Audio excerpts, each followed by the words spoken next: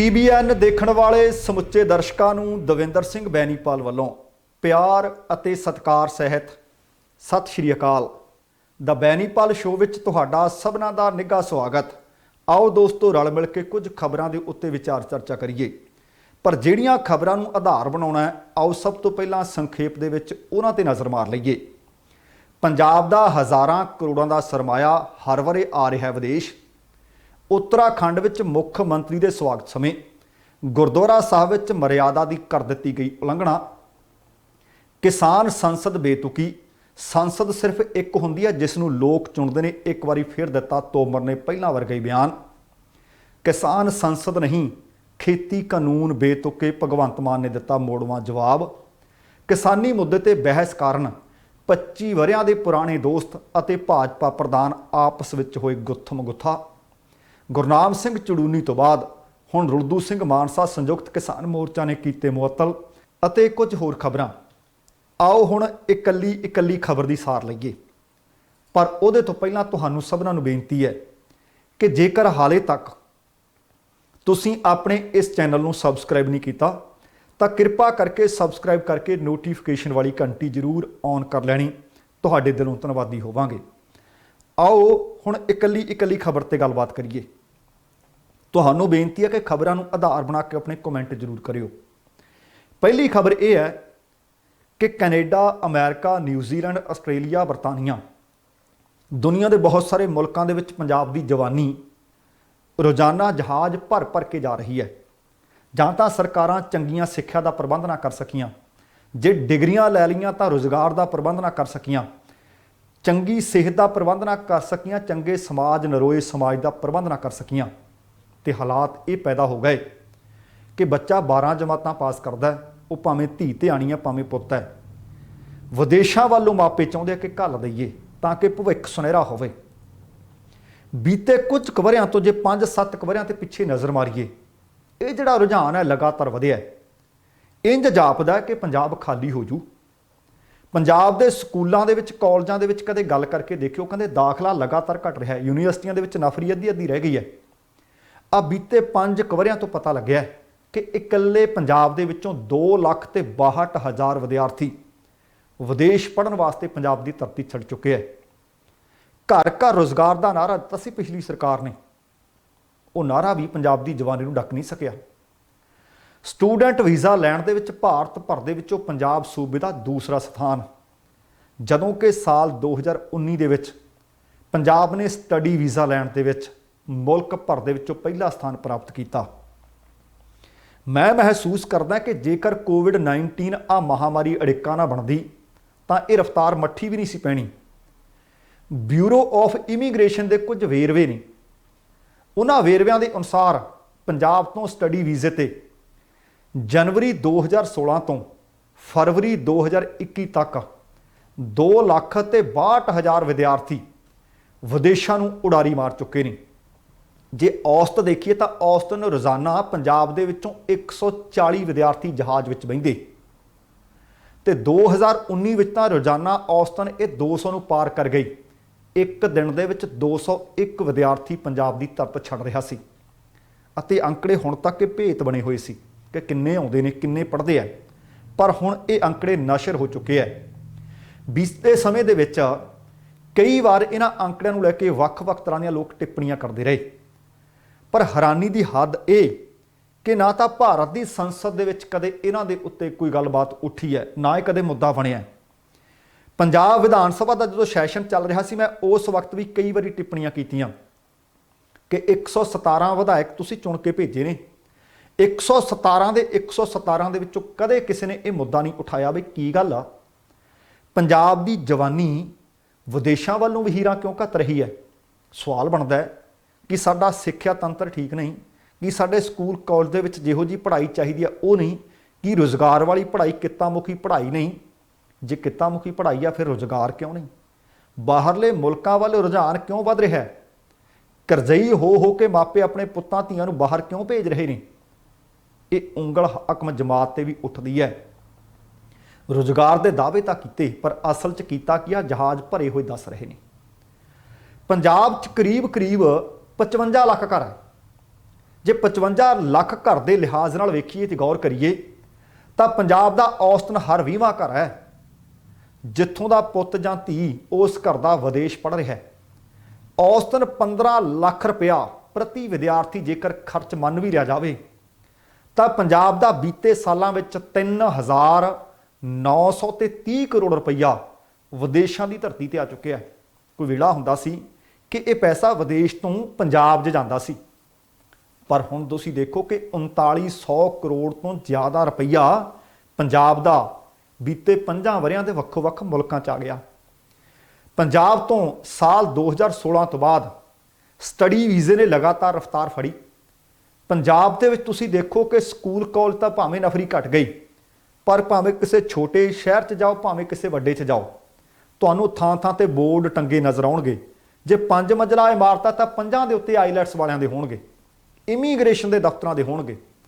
ਤੇ ਇਹਨਾਂ ਲੋਕਾਂ ਨੇ ਬਹੁਤ ਸਾਰੇ ਲੋਕ ਠੱਗੇ ਵੀ ਹੈ ਤੇ ਕੁਝ ਲੋਕ ਆਪ ਠੱਗੀਆਂ ਦਾ ਸ਼ਿਕਾਰ ਹੁੰਦੇ ਆ।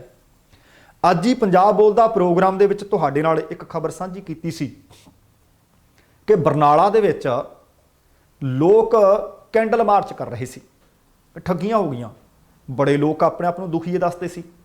ਉਹ ਲੋਕ ਸੀ ਜਿਨ੍ਹਾਂ ਨੂੰ ਆਪ ਤਾਂ ਬੈਂਡ ਲੈਣ ਜੋਗੇ ਹੋ ਨਾ ਸਕੇ, ਲੋਕਾਂ ਦੀਆਂ ਲੜਕੀਆਂ ਤੇ ਪੈਸੇ ਲਾ ਕੇ ਵਿਦੇਸ਼ ਤੋਰ ਦਿੱਤੀਆਂ ਤੇ ਬਾਹਰ ਆ ਕੇ ਮੁੱਕਰ ਗਈਆਂ। ਇਸ ਧੰਦਾ ਕਹੂੰਗਾ ਮੈਂ, ਇਸ ਧੰਦੇ ਦੇ ਵਿੱਚ ਬਹੁਤ ਸਾਰੇ ਲੋਕਾਂ ਦੇ ਪੱਲੇ ਠੱਗੀ ਪਈ ਹੈ, ਕਈਆਂ ਦੇ ਪੱਲੇ ਨਿਰਾਸ਼ਾ ਪਈ ਹੈ। ਹੁਣ ਜੇਕਰ ਸਮੁੱਚੇ ਭਾਰਤ ਤੇ ਨਜ਼ਰ ਮਾਰੀਏ ਤਾਂ ਇਸ ਸਮੇਂ ਦੇ ਦੌਰਾਨ 21,96,000 ਵਿਦਿਆਰਥੀ ਵਿਦੇਸ਼ ਪੜ੍ਹਨ ਵਿੱਚ ਆਇਆ ਇਹਨਾਂ ਸਾਲਾਂ ਦੇ ਵਿੱਚ, ਜਿਨ੍ਹਾਂ ਦੇ ਵਿੱਚੋਂ ਮੈਂ ਜ਼ਿਕਰ ਕਰ ਰਿਹਾ ਸੀ ਕਿ 2,62,000 ਇਕੱਲੇ ਪੰਜਾਬ ਚੋਂ ਆਇਆ। ਸਟੱਡੀ ਵੀਜ਼ਾ ਲੈਣ ਵਾਲਿਆਂ ਵਿੱਚ ਪੰਜਾਬ ਦਾ ਦੂਸਰਾ ਸਥਾਨ ਤੇ ਆਂਧਰਾ ਪ੍ਰਦੇਸ਼ ਦਾ ਪਹਿਲਾ ਸਥਾਨ ਹੈ। ਜਿਹੜੇ ਵੇਰਵੇ ਪ੍ਰਾਪਤ ਹੋਏ ਨੇ ਉਹਨਾਂ ਦੇ ਅਨੁਸਾਰ ਪੰਜਾਬ ਚੋਂ ਸਾਲ 2016 ਵਿੱਚ 36,743 ਵਿਦਿਆਰਥੀ ਆਏ, 17 ਵਿੱਚ 52,000 ਤੇ 160 ਵਿਦਿਆਰਥੀ ਆਏ, 18 ਵਿੱਚ 60,331 ਆਏ ਤੇ 19 ਵਿੱਚ ਇਹ ਸਿਖਰ ਸੀ। 19 ਦੇ ਵਿੱਚ 73,000 ਤੇ 574 ਆਏ, ਸਾਲ 2020 ਦੇ ਵਿੱਚ 33,000 ਤੇ 413 ਆਏ ਤੇ 21 ਦੇ ਵਿੱਚ ਜਨਵਰੀ ਤੇ ਫਰਵਰੀ ਮਹੀਨੇ ਦੇ ਵੇਰਵੇ ਮਿਲੇ ਨੇ, ਸਿਰਫ 2 ਮਹੀਨਿਆਂ ਦੇ 5700 ਤੇ 91 ਵਿਦਿਆਰਥੀ ਆਏ।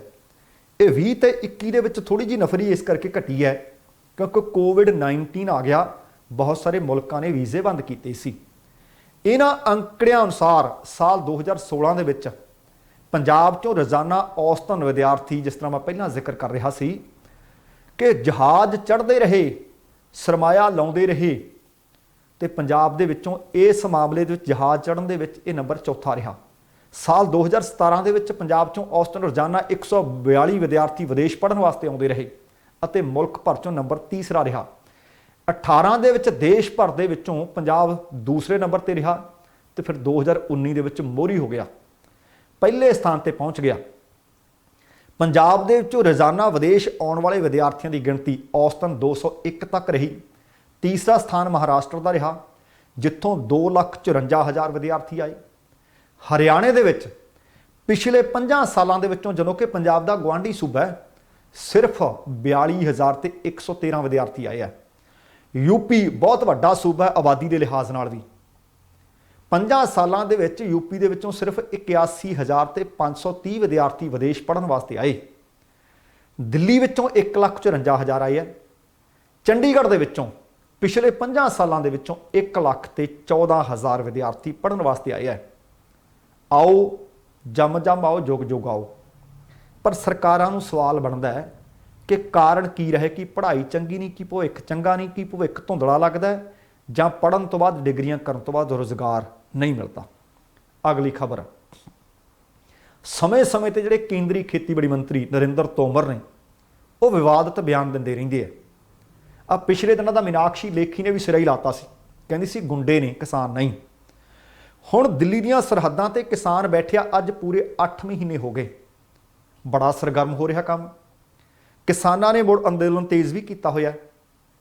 ਇੱਕ ਪਾਸੇ ਸੰਸਦ ਦਾ ਮੌਨਸੂਨ ਇਜਲਾਸ ਚੱਲ ਰਿਹਾ ਤੇ ਦੂਸਰੇ ਪਾਸੇ ਜੰਤਰ ਮੰਤਰ ਤੇ ਉਹਦੇ ਮੁਕਾਬਲੇ ਦੇ ਵਿੱਚ ਕਿਸਾਨ ਸੰਸਦ ਚੱਲ ਰਹੀ ਹੈ। ਕਿਸਾਨ ਸੰਸਦ ਨੂੰ ਲੈ ਕੇ ਕੇਂਦਰੀ ਖੇਤੀਬਾੜੀ ਮੰਤਰੀ ਤੋਮਰ ਨੇ ਇੱਕ ਬਹੁਤ ਵੱਡਾ ਤੇ ਮੰਦਭਾਗਾ ਜਿਹਾ ਬਿਆਨ ਦਿੱਤਾ ਹੈ, ਬੇਹੂਦਾ ਜਿਹਾ ਬਿਆਨ ਦਿੱਤਾ ਹੈ, ਬੇਤੁਕਾ ਜਿਹਾ ਬਿਆਨ ਦਿੱਤਾ ਹੈ। ਉਹ ਕਹਿੰਦੇ ਦਿੱਲੀ ਦੇ ਵਿੱਚ ਕਿਸਾਨ ਜਥੇਬੰਦੀਆਂ ਦੇ ਵੱਲੋਂ ਜੰਤਰ ਮੰਤਰ ਤੇ ਪ੍ਰਦਰਸ਼ਨ ਕੀਤਾ ਜਾ ਰਿਹਾ, ਅਸਲ ਵਿੱਚ ਸੰਸਦ ਲਾਈ ਹੋਈ ਹੈ। ਉਹਨਾਂ ਨੂੰ ਸਵਾਲ ਕਰ ਲਿਆ, ਉਹ ਕਹਿੰਦੇ ਦੇਸ਼ ਦੇ ਵਿੱਚ ਸੰਸਦ ਇੱਕ ਹੁੰਦੀ ਹੈ, ਸੰਸਦ ਉਹ ਹੁੰਦੀ ਹੈ ਜਿਹਨੂੰ ਲੋਕ ਚੁਣਦੇ ਨੇ। ਆ ਜਿਹੜੀਆਂ ਯੂਨੀਅਨ ਆ ਕਹਿੰਦੇ ਸੰਸਦ ਲਾਈ ਬੈਠੀਆਂ ਨੇ, ਇਹ ਬੇਕਾਰ ਹੈ, ਇਹ ਬੇਤੁਕੀ ਹੈ। ਕਿਸਾਨ ਜਥੇਬੰਦੀਆਂ ਦੀ ਸੰਸਦ ਮੂਲੋਂ ਹੀ ਬੇਤੁਕੀ ਹੈ। ਉਹ ਇੱਕ ਵਾਰ ਨਹੀਂ ਵੈਸੇ ਕਈ ਵਾਰੀ ਆਖ ਚੁੱਕਿਆ ਹੈ ਕਿ ਜਥੇਬੰਦੀਆਂ ਅੰਦੋਲਨ ਦਾ ਰਾਹ ਛੱਡਣ, ਘਰੋਂ ਘਰੀ ਜਾਣ, ਸਰਕਾਰ ਨਾਲ ਗੱਲਬਾਤ ਕਰਨ, ਤੇ ਅਸੀਂ ਗੱਲਬਾਤ ਵਾਸਤੇ ਤਿਆਰ ਹਾਂ। ਕਿਸਾਨ ਜਥੇਬੰਦੀਆਂ ਕਹਿੰਦੇ ਦੱਸੋ ਸੱਦਾ ਕਿੱਦਣ ਭੇਜਿਆ, ਅਸੀਂ ਵੀ ਤਿਆਰ ਹਾਂ। ਉਹ ਕਹਿੰਦੇ ਮੈਂ ਕਿਸਾਨ ਜਥੇਬੰਦੀ ਨੂੰ ਇੱਕ ਵਾਰੀ ਫਿਰ ਕਹਿਣਾ ਚਾਹੁੰਦਾ ਕਿ ਉਹ ਗੱਲਬਾਤ ਵਾਸਤੇ ਅੱਗੇ ਆਉਣ। ਤੇ ਦੂਸਰੇ ਪਾਸੇ ਤੋਮਰ ਨੇ ਕਿਸਾਨ ਆਗੂ ਰਾਕੇਸ਼ ਟਕੈਤ ਦਾ ਇੱਕ ਜਿਹੜਾ ਬਿਆਨ ਸੀ ਕਿ ਬਗੈਰ ਸ਼ਰਤ ਗੱਲਬਾਤ ਦੇ ਆਵਾਂਗੇ, ਕਿਉਂਕਿ ਤੋਮਰ ਨੇ ਆਖਿਆ ਸੀ ਕਿ ਸ਼ਰਤ ਇਹ ਹੈ ਕਿ ਕਾਨੂੰਨ ਰੱਦ ਕਰਨ ਵਾਲੀ ਗੱਲ ਨਹੀਂ ਉਹ ਅਸੀਂ ਮੰਨਣੀ। ਤੋਮਰ ਸਾਹਿਬ ਕਹਿੰਦੇ ਸੀ ਕਿ ਇਹ ਹੋ ਨਹੀਂ ਸਕਦਾ, ਅਸੀਂ ਜਿਹੜੀ ਚੀਜ਼ ਨੂੰ ਆਧਾਰ ਬਣਾ ਕੇ ਇੱਥੇ ਆਏ ਸੀ ਕਿ ਕਾਨੂੰਨ ਵੀ ਰੱਦ ਹੋਣ, MSP ਦੀ ਲਿਖਤੀ ਕਾਨੂੰਨੀ ਗਰੰਟੀ ਵੀ ਮਿਲੇ, ਉਸ ਗੱਲ ਤੇ ਅੱਜ ਵੀ ਖੜੇ ਆ। ਤੇ ਇਹ ਕਹਿੰਦੇ ਨਹੀਂ, ਇਸ ਤਰੀਕੇ ਨਾਲ ਗੱਲਬਾਤ ਨਹੀਂ ਹੋਣੀ। ਕਹਿੰਦੇ ਅੰਦੋਲਨ ਕਿਸੇ ਸਮੱਸਿਆ ਦਾ ਹੱਲ ਨਹੀਂ, ਸਮੱਸਿਆ ਦਾ ਹੱਲ ਹੈ ਸਾਡੇ ਨਾਲ ਗੱਲਬਾਤ ਕਰੋ। ਮੌਨਸੂਨ ਸੈਸ਼ਨ ਚੱਲ ਰਿਹਾ ਹੈ, ਸਾਰੀਆਂ ਵਿਰੋਧੀ ਤਰ੍ਹਾਂ ਇਸ ਸੈਸ਼ਨ ਦੇ ਵਿੱਚ ਇਹਨਾਂ ਨੂੰ ਕਟਹਿਰੇ ਵਿੱਚ ਖੜੀਆਂ ਕਰ ਰਹੀਆਂ ਨੇ। ਕਿਸਾਨਾਂ ਨੇ ਖੇਤੀ ਕਾਨੂੰਨਾਂ ਨੂੰ ਰੱਦ ਕਰਨ ਦੀ ਮੰਗ ਵੀ ਕੀਤੀ ਹੋਈ ਹੈ, ਲਗਾਤਾਰ ਮੰਗ ਜਾਰੀ ਵੀ ਹੈ, ਜੰਤਰ ਮੰਤਰ ਤੇ ਸੰਸਦ ਵੀ ਚੱਲ ਰਹੀ ਹੈ। 22 ਜੁਲਾਈ ਨੂੰ ਇਹ ਸੰਸਦ ਉਹਨਾਂ ਸ਼ੁਰੂ ਕੀਤੀ ਸੀ ਅਤੇ 9 ਜੁਲਾਈ ਤੱਕ ਇਹ ਸੰਸਦ ਜਿਸ ਤਰ੍ਹਾਂ ਅਜਲਾਸ ਚੱਲੇਗਾ ਉਸੇ ਦਿਨ ਤੱਕ ਕਿਸਾਨਾਂ ਦੀ ਸੰਸਦ ਵੀ ਚੱਲਣੀ ਹੈ। ਰੋਜ਼ਾਨਾ 200 ਕਿਸਾਨ ਜਾਂਦੇ ਆ ਬੱਸ ਵਿੱਚ ਸਵਾਰ ਹੋ ਕੇ, ਪੁਲਿਸ ਦੀ ਨਿਗਰਾਨੀ ਵਿੱਚ ਜਾਂਦੇ ਆ, ਬਾਕਾਇਦਾ ਤੌਰ ਤੇ ਜਿਵੇਂ ਸੰਸਦ ਚੱਲਣੀ ਚਾਹੀਦੀ ਹੈ ਉਸੇ ਤਰ੍ਹਾਂ ਵੱਖ-ਵੱਖ ਸੈਸ਼ਨ ਲਾਉਂਦੇ ਨੇ ਸਪੀਕਰ ਤੇ ਡਿਪਟੀ ਸਪੀਕਰ। ਅਤੇ ਬੀਤੇ ਦਿਨੀ ਇੱਕ ਆਪਣਾ ਉਹਨਾਂ ਨੇ ਖੇਤੀ ਮੰਤਰੀ ਬਣਾਇਆ ਸੀ, ਉਹਨੂੰ ਸਵਾਲ ਕੀਤੇ ਸੀ APMC ਦੇ ਬਾਬਤ। ਜਦੋਂ ਕੋਈ ਜਵਾਬ ਨਹੀਂ ਸੀ ਆਇਆ, ਉਹ ਕਹਿੰਦਾ ਸੀ ਦੇਖੋ ਤੁਹਾਡੇ ਸਵਾਲਾਂ ਦਾ ਮੇਰੇ ਕੋਲ ਜਵਾਬ ਨਹੀਂ, ਆਹ ਲਓ ਮੈਂ ਆਪਣਾ ਅਸਤੀਫਾ ਦਿੰਦਾ। ਤੇ ਉਸ ਦਿਨ ਕਿਸਾਨਾਂ ਨੇ ਆਖਿਆ ਸੀ ਕਿ ਆਹ ਕੰਮ ਅਸਲ ਸੰਸਦ ਦੇ ਵਿੱਚ ਮੰਤਰੀ ਨੂੰ ਵੀ ਕਰਨਾ ਚਾਹੀਦਾ। ਹੁਣ ਜਦੋਂ ਆ ਬੇਤੁਕਾ ਜਿਹਾ ਬਿਆਨ ਆ ਗਿਆ, ਇਹਦੇ ਤੇ ਆਮ ਆਦਮੀ ਪਾਰਟੀ ਦੇ ਸੰਸਦ ਮੈਂਬਰ ਵੀ ਹੈ ਤੇ ਆਮ ਆਦਮੀ ਪਾਰਟੀ ਦੇ ਸੂਬਾ ਪ੍ਰਧਾਨ ਵੀ ਨੇ ਭਗਵੰਤ ਮਾਨ। ਭਗਵੰਤ ਮਾਨ ਕਹਿੰਦੇ ਖੇਤੀਬਾੜੀ ਮੰਤਰੀ ਤੋਮਰ ਦਾ ਜਿਹੜਾ ਬਿਆਨ ਹੈ ਨਾ, ਕਿਸਾਨਾਂ ਨੂੰ ਲੈ ਕੇ, ਕਿਸਾਨੀ ਅੰਦੋਲਨ ਨੂੰ ਲੈ ਕੇ, ਕਿਸਾਨ ਸੰਸਦ ਨੂੰ ਲੈ ਕੇ, ਇਹ ਜਿਹੜਾ ਉਹਨਾਂ ਨੇ ਬੇਤੁਕਾ ਕਿਹਾ, ਕਹਿੰਦੇ ਮੈਨੂੰ ਇਹਦੇ ਤੇ ਸਖਤ ਇਤਰਾਜ਼ ਹੈ। ਉਹ ਕਹਿੰਦੇ ਅਜਿਹੀ ਫਜ਼ੂਲ ਅਤੇ ਬੇਤੁਕੀ ਬਿਆਨਬਾਜ਼ੀ ਕਰਨ ਵਾਲੇ ਕੇਂਦਰੀ ਆਗੂਆਂ ਦੇ ਵਿੱਚ ਤਾਨਾਸ਼ਾਹੀ ਵਾਲਾ ਭੂਤ, ਤਾਨਾਸ਼ਾਹੀ ਵਾਲਾ ਜਿੰਨ ਦਾਖਲ ਹੋ ਚੁੱਕਿਆ। ਇਸ ਵਾਸਤੇ ਉਹ ਬੇਤੁਕੀਆਂ ਬਿਆਨਬਾਜ਼ੀਆਂ ਕਰਦੇ ਆ, ਉਹ ਦੂਸਰਿਆਂ ਨੂੰ ਗਲਤ ਸਾਬਤ ਕਰਨ ਦੀਆਂ ਕੋਸ਼ਿਸ਼ਾਂ ਕਰਦੇ ਪਰ ਅਸਫਲ ਰਹਿੰਦੀਆਂ ਨੇ। ਅੱਜ ਉਹਨਾਂ ਨੇ ਇੱਕ ਵਾਰੀ ਫਿਰ ਕਿਹਾ ਕਿ ਅਸਲੀਅਤ ਇਹ ਹੈ ਕਿ ਖੇਤੀ ਸੁਧਾਰਾਂ ਦੇ ਨਾਂ ਤੇ ਇਹ ਕਾਨੂੰਨ ਥੋਪੇ ਜਾ ਰਹੇ ਨੇ ਜਿਹੜੇ ਕਾਲੇ ਵੀ ਨੇ, ਬੇਤੁਕੇ ਵੀ ਨੇ, ਜਿਨ੍ਹਾਂ ਨੂੰ ਕਿਸਾਨਾਂ ਨੇ ਅੱਜ ਤੱਕ ਕਦੇ ਵੀ ਨਹੀਂ ਮੰਨਿਆ। ਭਗਵੰਤ ਨੇ ਕਿਹਾ ਕਿ ਕਾਰਪੋਰੇਟ ਘਰਾਣਿਆਂ ਵੱਲੋਂ ਘੜੇ ਗਏ ਕਾਨੂੰਨ ਮਾਰੂ ਨੇ, ਜ਼ਬਰਦਸਤੀ ਅੰਨਦਾਤੇ ਤੇ ਥੋਪੇ ਜਾ ਰਹੇ ਨੇ, ਕਿਸਾਨਾਂ ਮਜ਼ਦੂਰਾਂ ਸਮੇਤ ਖੇਤੀਬਾੜੀ ਤੇ ਨਿਰਭਰ ਕਰਨ ਵਾਲੇ ਸਾਰੇ ਵਰਗ ਇਹਨਾਂ ਦਾ ਵਿਰੋਧ ਕਰ ਰਹੇ ਨੇ। ਉਹ ਜੇਕਰ ਕਹਿੰਦੇ ਲੋਕਤੰਤਰੀ ਕਦਰਾਂ ਕੀਮਤਾਂ ਨਾਲ ਪ੍ਰਗਟਾਏ ਵਿਰੋਧ ਨੂੰ ਸਰਕਾਰ ਤਾਨਾਸ਼ਾਹੀ ਕਹਿੰਦੀ ਹੈ, ਹੈਂਕੜ ਕਹਿੰਦੀ ਹੈ, ਜਾਂ ਅਣਸੁਣੇ ਤਰੀਕੇ ਨਾਲ ਅਣਸੁਣਿਆ ਕਰਨ ਦੀ ਕੋਸ਼ਿਸ਼ ਕਰਦੀ ਹੈ, ਤਾਂ ਕਿਸਾਨ ਸੰਸਦ ਜਾਂ ਅੰਦੋਲਨ ਦਿੱਲੀ ਤੱਕ ਸੀਮਤ ਨਹੀਂ ਰਹੇਗਾ, ਸਗੋਂ ਪੂਰੇ ਮੁਲਕ 'ਚ ਫੈਲ ਜਾਏਗਾ। ਭਗਵੰਤ ਮਾਨ ਜੀ, ਮੈਂ ਤੁਹਾਨੂੰ ਵੀ ਕਹਿਣਾ ਚਾਹੁੰਦਾ, ਫੈਲ ਜਾਵੇਗਾ ਨਹੀਂ, ਇਹ ਤਾਂ ਦੁਨੀਆ ਭਰ 'ਚ ਫੈਲ ਚੁੱਕਿਆ। ਪਰ ਸਰਕਾਰ ਨੂੰ ਆਪਣੀ ਬੇਤੁਕੀ ਜਿੱਦ ਛੱਡਣੀ ਚਾਹੀਦੀ ਹੈ। ਇਹ ਕਾਨੂੰਨ ਬੇਤੁਕੇ ਨੇ, ਕਿਸਾਨ ਬੇਤੁਕੇ ਨਹੀਂ। ਹੁਣ ਤੁਸੀਂ ਇਹ ਦੱਸ ਦੇਣ ਕਿ ਜਦੋਂ ਇਹ ਬਿੱਲ ਡਰਾਫਟ ਕੀਤੇ ਗਏ, ਇਹ ਮਸੌਦਾ ਤਿਆਰ ਕੀਤਾ ਗਿਆ, ਉਹਦੇ ਤੋਂ ਬਾਅਦ ਅੱਜ ਤੱਕ ਸਰਕਾਰ ਸਿਰਫ ਇੱਕੋ ਹੀ ਗੱਲ ਕਹਿੰਦੀ ਹੈ ਕਿ ਤੁਹਾਡੀ ਆਮਦਨ ਦੁੱਗਣੀ ਹੋ ਜਾਏਗੀ, ਤੁਹਾਡੇ ਵਾਸਤੇ ਸੁਧਾਰ ਹੋ ਜਾਣਗੇ, ਪਰ ਕੋਈ ਇਸ ਤਰ੍ਹਾਂ ਦਾ ਨਮੂਨਾ ਨਹੀਂ ਸਾਹਮਣੇ ਰੱਖ ਸਕੀ ਕਿ ਅਸੀਂ ਅਮਰੀਕਾ ਵਾਲਾ ਇਹ ਫਾਰਮੂਲਾ ਲਿਆਂਦਾ ਸੀ, ਅਮਰੀਕਾ ਦੇ ਵਿੱਚ ਤਾਂ ਛੋਟਾ ਕਿਸਾਨ ਖਤਮ ਕਰ ਦਿੱਤਾ। ਇਹ ਅਮਰੀਕਾ ਦਾ ਬਿਲਕੁਲ ਨਖਿੱਧ ਹੋਇਆ, ਅਸਫਲ ਹੋਇਆ ਇੱਕ ਮਾਡਲ ਹੈ। ਜਾਂ ਤਾਂ ਕੋਈ ਕਿਸਾਨਾਂ ਦੇ ਸਾਹਮਣੇ ਮਾਡਲ ਰੱਖਣ। ਕਿਸਾਨਾਂ ਨੇ ਤਾਂ ਇੱਥੋਂ ਤੱਕ ਆਖ ਦਿੱਤਾ ਕਿ ਚਲੋ ਇੰਝ ਕਰੋ, ਗੁਜਰਾਤ ਦਾ ਇੱਕ ਸਥਾਨ ਚੁਣ ਲਓ, ਉੱਥੇ ਤੁਸੀਂ ਇਹ ਕਾਨੂੰਨ ਲਾਗੂ ਕਰ ਦਿਓ, ਉੱਥੋਂ ਦੀ ਆਮਦਨ ਦੁੱਗਣੀ ਦਿਖਾ ਦਿਓ, ਤਾਂ ਅਸੀਂ ਮੰਨ ਲਾਂਗੇ ਭਾਈ ਦੁੱਗਣੀ ਹੁੰਦੀ ਹੈ। ਪਰ ਅੱਜ ਤੱਕ ਕਿਸੇ ਵੀ ਗੱਲ ਨੂੰ ਤਸਲੀਮ ਇਹ ਕਰ ਨਹੀਂ ਸਕੇ। ਪਰ ਹਾਂ, ਵਾਰ-ਵਾਰ ਰੱਟ ਲਾਉਂਦੇ ਨੇ ਕਿ ਕਾਨੂੰਨ ਚੰਗੇ ਆ, ਤੁਹਾਡੀ ਆਮਦਨ ਦੁੱਗਣੀ ਕਰਨਗੇ। ਹੁਣ ਇਸ ਸੰਸਦ ਦਾ ਅਸਰ ਕਿਵੇਂ ਹੋ ਰਿਹਾ ਹੈ? ਅਬਾਨੀਆਂ ਤੇ ਅਡਾਨੀਆਂ ਨੇ ਇਹ ਮਤ ਹੈ कि शायद खेतीबाड़ी मंत्री तोमर ने भी ये कानून पढ़े नहीं होने। अबानिया ने अडरानिया ने ड्राफ्ट करके दे दिते तो इन्होंने पेश कर दिते, पास कर दिते। तो हुण इहदा असर की हो रहा है? दिल्ली ਦੀਆਂ सरहदां ते संघर्ष चल रहा है। जिस तरह मैं पहला जिक्र कर रहा कि अज पूरे 8 महीने हो गए। अज जिहड़ी किसानां दी संसद लगनी है, समुचे भारत तो उत्थे बीबियां पहुंचियां हुई ने, वड्डी गिणती विच पहुंचियां हुई ने, ते इह संसद अज सारियां बीबियां चलाउणगीਆਂ। जिहड़ी पार्लीमेंट है उहदे बिल्कुल नेड़े जंतर मंतर दे उत्ते संसद लगती है। संयुक्त किसान मोर्चे के वलों लगाए जा रहे धरनिਆਂ ਦਾ ते इस संसद का असर नज़र आउण लग पिया है। जे असर ना होवे तां लिखी ना बोलदी, जे असर ना होवे तां अनुराग ठाकर ना बोलदे, जे असर ना हुंदा तां तोमर ना बोलदा। ते हुण जानकारी मिल रही है कि किला रायपुर दे विच स्थित है अडानिया की खुश्क बंदरगाह। अडानिया की यह खुश्क बंदरगाह ते गेट लग्या होया सी। गेट के उपर बहुत वड्डा बोर्ड लग्या होया सी अपने नां दा। वो फट्टा लाता, बोर्ड ला दिता, तो उत्थे जिन्ने भी काम करते उन्होंने कामे सन, लगभग 4 दर्जन के करीब कामे सी, पक्के मुलाजम सी। उन्होंने नौकरियों भी अडानिया ने जवाब दे दिता है। इस संबंधी खुश्क बंदरगाह से जदों संपर्क किया गया, जिहड़ा किला रायपुर की इस बंदरगाह के मुख इंचार्ज ने रविंदर सिंह, कि दस्यो बई कंपनी इनू बंदरगाह नूं बंद कर रही है? वो कहते नहीं, बंद तो नहीं कर रही। उन्होंने फिर पूछा कि दसो तो सही, ये बोर्ड क्यों लाया गया है? अपने कामियां नूं काम तो क्यों कढ़ दिता गया है? मुख गेट ते वड्डा बोर्ड लाया जाता, लाया नहीं जाता जे कंपनी ने चलता रहना होवे। तो वो कहते मैं ये तो वध कोई होर टीका टिप्पणी कर नहीं सकता, शायद उन्होंने उपरों कोई दिशा निर्देश इस तरह के आए होणगे। वो कहते मैं ये तो कुछ होर कहण तो असमर्था प्रगटाउणा है। पर जिहड़ी भरोसेयोग सूत्रां तो जानकारी मिली है, उहदे अनुसार अदालती सहारा भी लिया, पंजाब सरकार कोल भी जांदे आउंदे रहे, पर जिन्नी क इन्हां नूं आस सी कि सानूं हुंगारा मिलेगा, वो हुंगारा मिलिया नहीं, ना अदालत वालों ना पंजाब सरकार दे वल्लों। शायद इसे कारण कंपनी ने अपनी एक खुश्क बंदरगाह नूं चोर मोरी राहीं चलाउण दा कोई हीला आरंभ किया होना है। दूसरे पासे विवादित खेती कानूनों के खिलाफ मोर्चा ला के बैठे ने संयुक्त किसान मोर्चे वाले। जमहूरी किसान सभा के सूबाई आगू जगतार सिंह चकोही ते नाल कुछ होर किसान ते किसान आगू, उन्होंने आख्या कि खुश्क बंदरगाह तो छांटी किए मुलाजमां दे नाल सानूं दिलों हमदर्दी है। वो कहते कारपोरेट घराने वालों किरत कानूनों की अवग्या की गई है। आ जिहड़े काम तो लोग फारग किए गए हैं, उन्होंने कोई नोटिस नहीं दिता गया, उन्होंने कोई उचित मुआवजा नहीं दिता गया, पर किरतियां नूं कामे नूं नौकरी तो छांग दिता गया। यह भी पता लग्या कि अडानी घराने दे वल्लों इस अदारे नूं ठेके उपर देण दीआं विउंतां घड़ीਆਂ जा रही ने कि साडा तां कारोबार किसान चलण नहीं दिंदे, हुण आपां इन्हां नूं किसी नूं दे दिंदे, लीज ते दे दिंदे आ। पर इन्हां किसान आगू ने कहा कि किसान इस तरह की किसी भी चाल च नहीं आउणगे, ना ये सफल होण दिता जाऊगा। उन्होंने एक बारी उत्थे फिर दोहराया कि असीं जिस दिन तो यह ऑर्डीनेंस आए तो कानून बने, उस दिन तो डटे बैठे हाँ। जिन्नी देर तक कानूनों ते लीक नहीं वजदी, जिन्नी देर तक MSP की सानूं गारंटी नहीं मिलती, उन्नी देर तक ये मोर्चा कायम रहेगा, चलता रहेगा। तो नाल वो कहते अज तो बोर्ड लाया, अडानिया नूं अपने फैसले वापस करने पै गए। वो कहते केंद्र सरकार समझ लै कि जिन्हां दे इशारे ते वो काम कर रही है, जिन्हां दे कारण कानूनों ते लीक नहीं मार रही, उन्होंने तो असीं मजबूर कर दिता, उन्होंने तो कल्टी मारनी पै गई, उन्होंने तो अपने बोर्ड उतारने पै गए।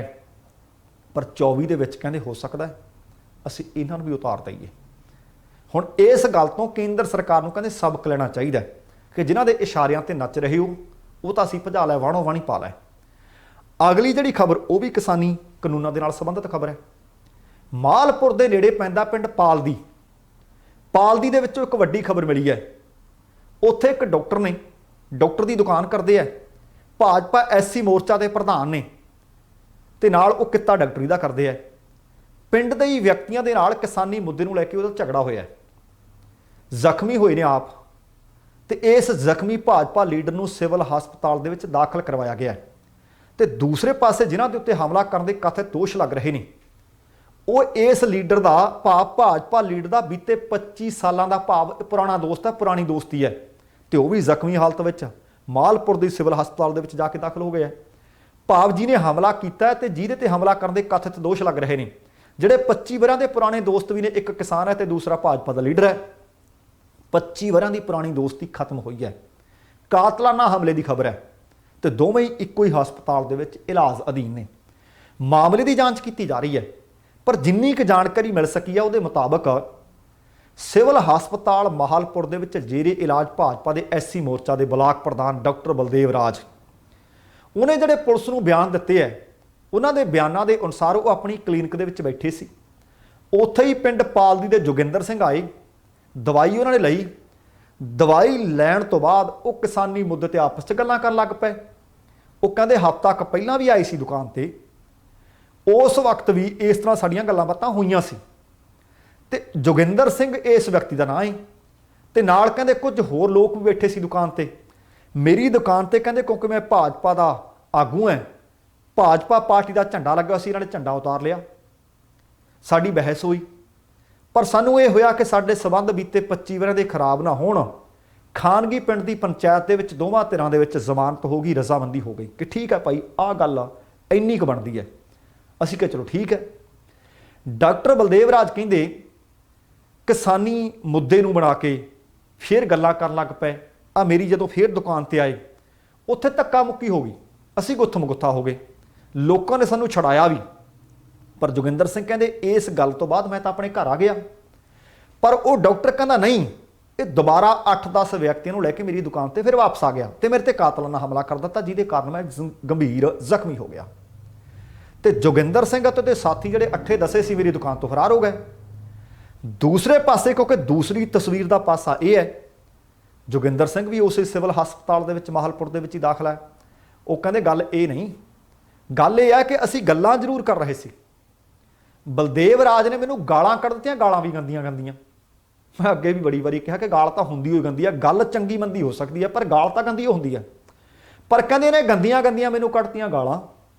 ਗਾਲਾਂ ਕੱਢਣ ਤੋਂ ਬਾਅਦ ਮੇਰੀ ਬਹਿਸ ਹੋ ਗਈ ਅਤੇ ਡਾਕਟਰ ਬਲਦੇਵ ਰਾਜ ਨੇ ਆਪਣੀ ਦੁਕਾਨ ਦੇ ਵਿੱਚ ਪਏ ਟਕੂਏ ਨਾਲ ਮੇਰੇ ਤੇ ਹਮਲਾ ਕੀਤਾ। ਮੈਂ ਉਹਦੇ ਤੇ ਹਮਲਾ ਨਹੀਂ ਕੀਤਾ। ਜਦੋਂ ਇਹ ਲੜਾਈ ਹੋ ਗਈ, ਕਹਿੰਦੇ ਮੈਂ ਘਰੇ ਆ ਗਿਆ। ਕਹਿੰਦੇ ਮੈਨੂੰ ਇਹ ਨਹੀਂ ਪਤਾ ਕਿ ਸਾਡੀ ਤਾਂ 25 ਸਾਲਾਂ ਦੀ ਪੁਰਾਣੀ ਯਾਰੀ ਸੀ, ਵੀ ਉਹ ਮੈਨੂੰ ਗੰਦੀਆਂ ਗੰਦੀਆਂ ਗਾਲਾਂ ਕਿਵੇਂ ਕੱਢ ਗਿਆ, ਮੈਨੂੰ ਜਲੀਲ ਕਿਵੇਂ ਕਰ ਦਿੱਤਾ। ਮੈਂ ਤਾਂ ਸੁਭਾਵਿਕ ਉਹਦੇ ਨਾਲ ਕਿਸਾਨੀ ਕਾਨੂੰਨਾਂ ਤੇ ਗੱਲ ਕਰ ਰਿਹਾ ਸੀ, ਮੁੱਦੇ ਤੇ ਗੱਲ ਕਰ ਰਿਹਾ ਸੀ।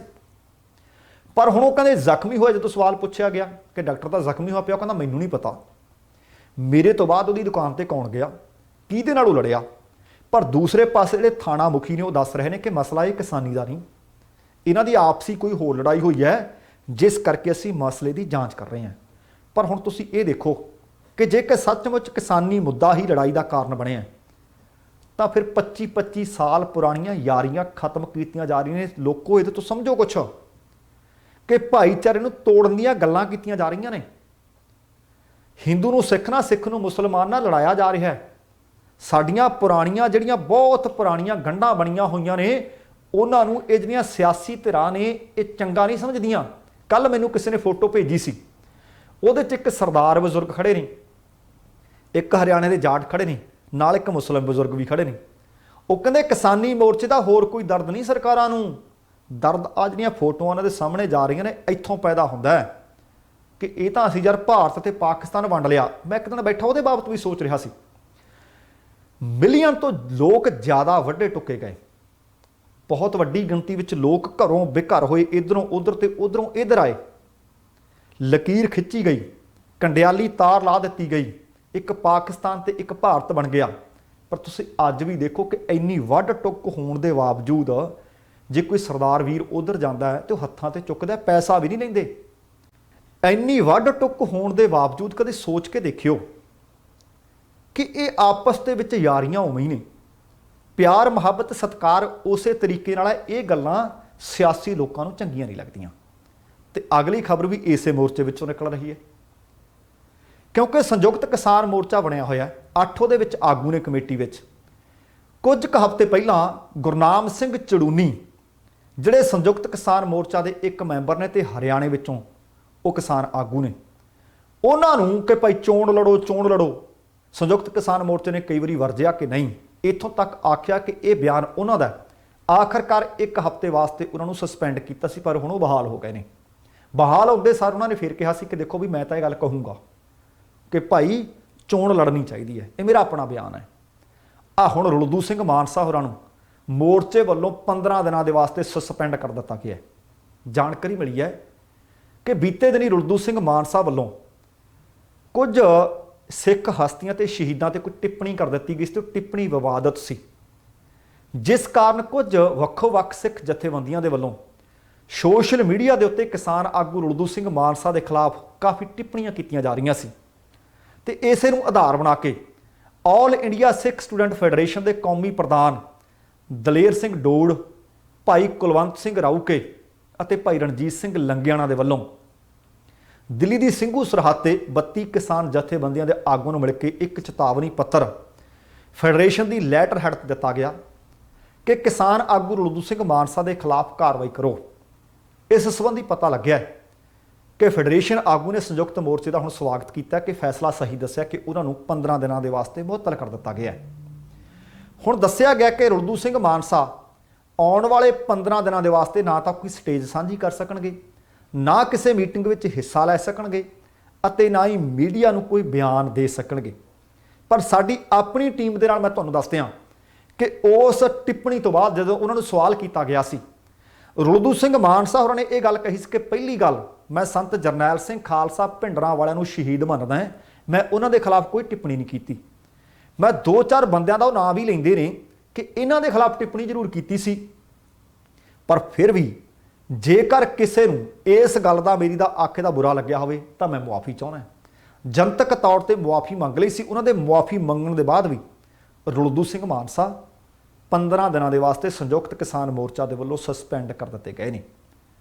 ਤੇ ਆ ਅਗਲੀ ਖਬਰ ਵੀ ਕਿਸਾਨੀ ਮੁੱਦੇ ਚੋਂ ਨਿਕਲੀ ਖਬਰ ਹੈ। ਕੁਝ ਦਿਨ ਪਹਿਲਾਂ ਹੀ ਨਵਜੋਤ ਸਿੰਘ ਸਿੱਧੂ ਪੰਜਾਬ ਕਾਂਗਰਸ ਦੇ ਪ੍ਰਧਾਨ ਥਾਪੇ ਗਏ ਹੈ, ਪਰ ਉਹਨਾਂ ਦੀਆਂ ਮੁਸ਼ਕਲਾਂ 'ਚ ਵਾਧਾ ਹੋ ਗਿਆ। ਕਿਰਤੀ ਕਿਸਾਨ ਯੂਨੀਅਨ ਦੇ ਸੂਬਾ ਪ੍ਰਧਾਨ ਨੇ ਨਿਰਭੈ ਸਿੰਘ ਢੁੱਡੀਕੇ, ਮੀਤ ਪ੍ਰਧਾਨ ਨੇ ਰਜਿੰਦਰ ਸਿੰਘ ਦੀਪ ਸਿੰਘ ਵਾਲਾ, ਇਹਨਾਂ ਨੇ ਕਾਂਗਰਸ ਦੇ ਨਵੇਂ ਥਾਪੇ ਗਏ ਪ੍ਰਧਾਨ ਸਿੱਧੂ ਦੇ ਉਸ ਬਿਆਨ ਨੂੰ, ਜਿਸ ਦੇ ਵਿੱਚ ਉਹਨਾਂ ਨੇ ਕਿਹਾ ਸੀ ਖੁਦ ਨੂੰ ਖੂਹ, ਕਿਸਾਨਾਂ ਨੂੰ ਕਿਹਾ ਸੀ ਪਿਆਸਾ, ਉਹ ਕਹਿੰਦੇ ਸਿੱਧੂ ਦਾ ਬਿਆਨ ਹੰਕਾਰ ਨਾਲ ਭਰਿਆ ਹੋਇਆ ਹੈ, ਹੰਕਾਰ ਦਾ ਪ੍ਰਗਟਾਵਾ ਕੀਤਾ ਹੈ। ਉਹ ਕਹਿੰਦੇ ਹਾਲੇ ਉਹ ਪੰਜਾਬ ਕਾਂਗਰਸ ਦੀ ਇਕਾਈ ਦੇ ਪ੍ਰਧਾਨ ਬਣੇ ਨੇ, ਇਹ ਕੋਈ ਸੰਵਿਧਾਨਕ ਅਹੁਦਾ ਨਹੀਂ। ਪਰ ਕਹਿੰਦੇ ਉਹਨਾਂ ਦਾ ਬਿਆਨ ਇਸ ਤਰ੍ਹਾਂ ਦਾ ਬਿਆਨ ਹੈ ਜਿਵੇਂ ਉਹ ਸਾਰਾ ਹੀ ਕੁਝ ਕਰਦੇ ਹੋਣ, ਜਿਵੇਂ ਉਹ ਟਟੀਰੀ ਬਣ ਗਏ ਹੋਣ ਕਿ ਅਸਮਾਨ ਉਹਨਾਂ ਦੇ ਲੱਤਾਂ ਦੇ ਸਹਾਰੇ ਖੜਾ ਹੈ। ਉਹਨਾਂ ਨੇ ਕਿਹਾ ਕਿ ਕਾਂਗਰਸ ਦੇ ਸੰਸਦ ਮੈਂਬਰਾਂ ਨੇ ਵੀ, ਜਿਹੜਾ ਕਿਸਾਨਾਂ ਨੇ ਵੋਟਰ ਵਿਪ ਸੀ ਕਿ ਤੁਸੀਂ ਅੰਦਰ ਜਾਣਾ, ਉਹਦੀ ਉਲੰਘਣਾ ਕੀਤੀ ਹੈ ਅਤੇ ਅਸੀਂ ਉਹਨਾਂ ਨੂੰ ਭਾਜਪਾ ਦੇ ਖੇਮੇ ਵਿੱਚ ਹੁਣ ਖੜਾ ਕਰਦੇ ਹਾਂ। ਤੇ ਹੁਣ ਕਾਂਗਰਸ ਦੇ ਐਮਪੀਜ਼ ਦੇ ਵੀ ਘਿਰਾਓ ਕੀਤੇ ਜਾਣਗੇ। ਦੱਸਣਾ ਬਣਦਾ ਹੈ ਕਿ ਜਿਸ ਦਿਨ ਸਿੱਧੂ ਨੂੰ ਸਹੁੰ ਚੁਕਾਈ ਜਾ ਰਹੀ ਸੀ, ਅਹੁਦਾ ਦਿੱਤਾ ਜਾ ਰਿਹਾ ਸੀ, ਉਸ ਦਿਨ ਕੁਝ ਕਾਂਗਰਸ ਦੇ ਸੰਸਦ ਮੈਂਬਰ ਵਿਪ ਜਾਰੀ ਹੋਣ ਦੇ ਬਾਵਜੂਦ ਸੰਸਦ ਵਿੱਚੋਂ ਗੈਰ ਹਾਜ਼ਰ ਰਹੇ, ਚੰਡੀਗੜ੍ਹ ਸਮਾਗਮ ਦੇ ਵਿੱਚ ਪਹੁੰਚੇ ਸੀ। ਉਹਦੇ ਤੋਂ ਬਾਅਦ ਬਲਵੀਰ ਸਿੰਘ ਰਾਜੇਵਾਲ ਹੋਰਾਂ ਨੇ ਵੀ ਸੋਨੀਆ ਗਾਂਧੀ ਜਿਹੜੇ ਕਾਂਗਰਸ ਦੇ ਪ੍ਰਧਾਨ ਨੇ, ਉਹਨਾਂ ਨੂੰ ਅਪੀਲ ਕੀਤੀ ਸੀ ਕਿ ਪੰਜਾਬ ਦੇ ਵੀ ਅਤੇ ਹੋਰਨਾਂ ਸੂਬਿਆਂ ਦੇ ਕਾਂਗਰਸੀ ਸੰਸਦ ਮੈਂਬਰ ਕਿਸਾਨੀ ਮੁੱਦਾ ਜ਼ੋਰ ਸ਼ੋਰ ਨਾਲ ਹੀ ਉਠਾ ਰਹੇ, ਜਦੋਂ ਕਿ ਕੁਝ ਜਿਹੜੀਆਂ ਰੀਜਨਲ ਪਾਰਟੀਆਂ ਦੇ ਸੰਸਦ ਨੇ ਉਹ ਜ਼ੋਰ ਸ਼ੋਰ ਨਾਲ ਇਸ ਮੁੱਦੇ ਨੂੰ ਚੁੱਕ ਰਹੇ ਨੇ। ਨਾਲ ਚੇਤਾਵਨੀ ਦਿੱਤੀ ਸੀ ਕਿ ਜੇਕਰ ਆਉਣ ਵਾਲੇ ਦਿਨਾਂ ਦੇ ਵਿੱਚ ਮੁੱਦਾ ਜ਼ੋਰ ਸ਼ੋਰ ਨਾਲ ਨਾ ਉਠਾਇਆ ਨਾ, ਫਿਰ ਸਾਨੂੰ ਤੁਹਾਡੇ ਵਿਰੁੱਧ ਕੋਈ ਸਖਤ ਕਾਰਵਾਈ, ਕੋਈ ਸਖਤ ਸਟੈਂਡ ਲੈਣਾ ਪਊ। ਇਹਨਾਂ ਕਿਸਾਨ ਆਗੂ ਨੇ ਇਹ ਵੀ ਦਾਅਵਾ ਕੀਤਾ ਕਿ ਸਿੱਧੂ ਜਦੋਂ ਸਥਾਨਕ ਸਰਕਾਰਾਂ ਤੇ ਸੈਰ ਸਪਾਟਾ ਮੰਤਰੀ ਸੀ, ਉਸ ਵੇਲੇ ਦੀ ਵੀ ਕਾਰਗੁਜ਼ਾਰੀ ਸਿੱਧੂ ਦੀ ਨਖਿੱਧ ਸੀ।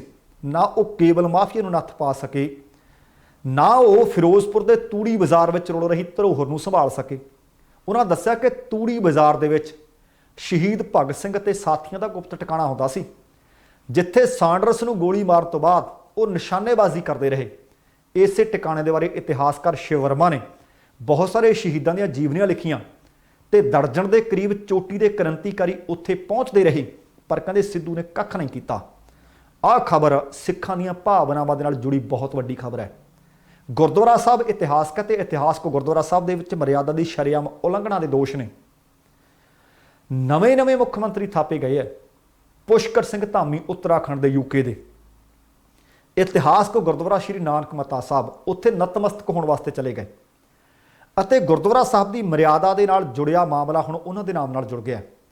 ਇਸ ਕਥਿਤ ਉਲੰਘਣਾ ਦਾ ਮਾਮਲਾ ਸ਼੍ਰੀ ਅਕਾਲ ਤਖਤ ਸਾਹਿਬ ਦੇ ਜਥੇਦਾਰ ਗਿਆਨੀ ਹਰਪ੍ਰੀਤ ਸਿੰਘ ਦੇ ਕੋਲ ਆ ਗਿਆ ਤੇ ਉਹਨਾਂ ਨੇ ਸਖਤ ਇਸ ਦਾ ਨੋਟਿਸ ਵੀ ਲੈ ਲਿਆ ਤੇ ਇਹਦੇ ਮਾਮਲੇ ਦੇ ਲਈ ਇੱਕ 3 ਮੈਂਬਰੀ ਜਾਂਚ ਕਮੇਟੀ ਬਣਾ ਦਿੱਤੀ ਹੈ, ਜੋ ਨਾਨਕ ਮੱਤਾ ਜਾਏਗੀ, ਦੌਰਾ ਕਰੇਗੀ, ਜਾਂਚ ਪੜਤਾਲ ਕਰੇਗੀ ਤੇ ਫਿਰ ਆਪਣੀ ਰਿਪੋਰਟ ਮੁਕੰਮਲ ਕਰਕੇ ਸ਼੍ਰੀ ਅਕਾਲ ਤਖਤ ਸਾਹਿਬ ਨੂੰ ਸੌਂਪ ਦੇਵੇਗੀ।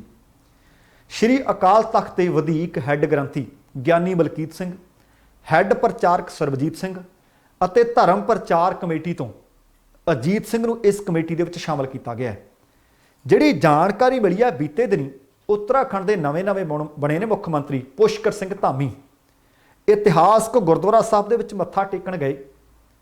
ਉਹਨਾਂ ਦੇ ਸਵਾਗਤ ਦੇ ਵਾਸਤੇ ਗੁਰਦੁਆਰਾ ਸਾਹਿਬ ਦੀ ਮਰਿਆਦਾ ਛਿੱਕੇ ਟੰਗ ਦਿੱਤੀ ਗਈ, ਉਲੰਘਣਾ ਕਰ ਦਿੱਤੀ ਗਈ। ਗੁਰਦੁਆਰਾ ਸਾਹਿਬ ਦੇ ਕੰਪਲੈਕਸ ਦੇ ਵਿੱਚ ਧਾਮੀ ਦੇ ਸਵਾਗਤ ਦੇ ਵਾਸਤੇ ਲੜਕੀਆਂ ਤੋਂ ਰਵਾਇਤੀ ਪਹਾੜੀ ਪੋਸ਼ਾਕ ਪਵਾ ਕੇ ਨ੍ਰਿਤ ਕਰਵਾਇਆ ਗਿਆ, ਡਾਂਸ ਕਰਵਾਇਆ ਗਿਆ ਤੇ ਉਸ ਵਕਤ ਗੁਰਦੁਆਰਾ ਸਾਹਿਬ ਦੇ ਵਿੱਚ ਚੱਲ ਰਹੀ ਗੁਰਬਾਣੀ ਬੰਦ ਕਰਵਾ ਦਿੱਤੀ ਗਈ। ਗੁਰਦੁਆਰਾ ਕੈਂਪਸ ਦੇ ਵਿੱਚ ਭਾਰਤੀ ਜਨਤਾ ਪਾਰਟੀ ਜਿੰਦਾਬਾਦ ਦੇ ਨਾਅਰੇ ਲਗਾਏ ਗਏ ਤੇ ਇਸ ਸੰਬੰਧੀ ਕੁਝ ਦਸਤਾਵੇਜ਼ ਦੇ ਵਜੋਂ ਵੀਡੀਓ ਵੀ ਸ਼੍ਰੀ ਅਕਾਲ ਤਖਤ ਸਾਹਿਬ ਤੇ ਉਚੇਚੇ ਤੌਰ ਤੇ ਪਹੁੰਚਾਏ ਗਏ ਨੇ। ਇਹ ਵੀ ਪਤਾ ਲੱਗਿਆ ਹੈ ਕਿ ਜਦੋਂ ਮੁੱਖ ਮੰਤਰੀ ਧਾਮੀ ਮੱਥਾ ਟੇਕਣ ਗਏ, ਉਹਨਾਂ ਨੂੰ ਗੁਰਦੁਆਰਾ ਸਾਹਿਬ ਦੇ ਵਿੱਚ ਸਰੂਪਾ ਵੀ ਦਿੱਤਾ ਗਿਆ, ਸ੍ਰੀ ਸਾਹਿਬ ਵੀ ਦਿੱਤੀ ਗਈ, ਚਾਂਦੀ ਦਾ ਮੁਕਟ ਵੀ ਦਿੱਤਾ ਗਿਆ, ਸਨਮਾਨਿਤ ਕੀਤਾ ਗਿਆ। ਹੁਣ ਗੁਰਦੁਆਰਾ ਸਾਹਿਬ ਦੀ ਇਸ ਮਰਿਆਦਾ ਦੀ ਉਲੰਘਣਾ ਹੋਣ ਦੇ ਕਾਰਨ 4 ਚਫੇਰਿਓਂ ਇਹਦੀ ਨਿੰਦਾ ਕੀਤੀ ਜਾ ਰਹੀ ਹੈ। ਵੇਖਦੇ ਹਾਂ ਕਿ ਜਾਂਚ ਕਮੇਟੀ ਕਿੰਨੀ ਕੁ ਜਾਂਚ ਪੜਤਾਲ ਕਰਕੇ ਕਿਹੜਾ ਸੱਚ ਤੇ ਕਿਹੜੇ ਤੱਥ ਸਾਹਮਣੇ ਲਿਆਉਂਦੀ ਹੈ। ਦੋਸਤੋ, ਇਹ ਸੀ ਕੁੱਲ ਮਿਲਾ ਕੇ ਅੱਜ ਦਾ ਆਪਣਾ ਪ੍ਰੋਗਰਾਮ। ਉਮੀਦ ਕਰ ਰਹੇ ਹਾਂ ਕਿ ਤੁਹਾਨੂੰ ਚੰਗਾ ਲੱਗਿਆ ਹੋਵੇਗਾ। ਜੇਕਰ ਪ੍ਰੋਗਰਾਮ ਚੰਗਾ ਲੱਗਿਆ ਤਾਂ ਕਿਰਪਾ ਕਰਕੇ ਲਾਈਕ ਵੀ ਕਰ ਦੇਣਾ ਤੇ ਸ਼ੇਅਰ ਵੀ ਕਰ ਦੇਣਾ। ਤੇ ਜੇਕਰ ਹਾਲੇ ਤੱਕ ਤੁਸੀਂ ਆਪਣੇ ਇਸ ਚੈਨਲ ਨੂੰ ਸਬਸਕ੍ਰਾਈਬ ਨਹੀਂ ਕੀਤਾ ਤਾਂ ਕਿਰਪਾ ਕਰਕੇ ਸਬਸਕ੍ਰਾਈਬ ਕਰਕੇ ਨੋਟੀਫਿਕੇਸ਼ਨ ਵਾਲੀ ਘੰਟੀ ਜ਼ਰੂਰ ਔਨ ਕਰ ਲੈਣੀ। ਤੁਹਾਡੇ ਦਿਲੋਂ ਧੰਨਵਾਦੀ ਹੋਵਾਂਗੇ। ਸਮਾਂ ਸਮਾਪਤ ਹੈ। ਜਾਣ ਤੋਂ ਪਹਿਲਾਂ ਕਹਾਂਗਾ, ਜ਼ਿੰਦਗੀ ਜਿੰਦਾਦਲੀ ਦਾ ਨਾਮ ਹੈ। ਦਵਿੰਦਰ ਸਿੰਘ ਬੈਨੀਪਾਲ ਨੂੰ ਆਗਿਆ ਦਿਓ। ਸਤਿ ਸ਼੍ਰੀ ਅਕਾਲ ਤੇ ਰੱਬ ਰਾਖਾ।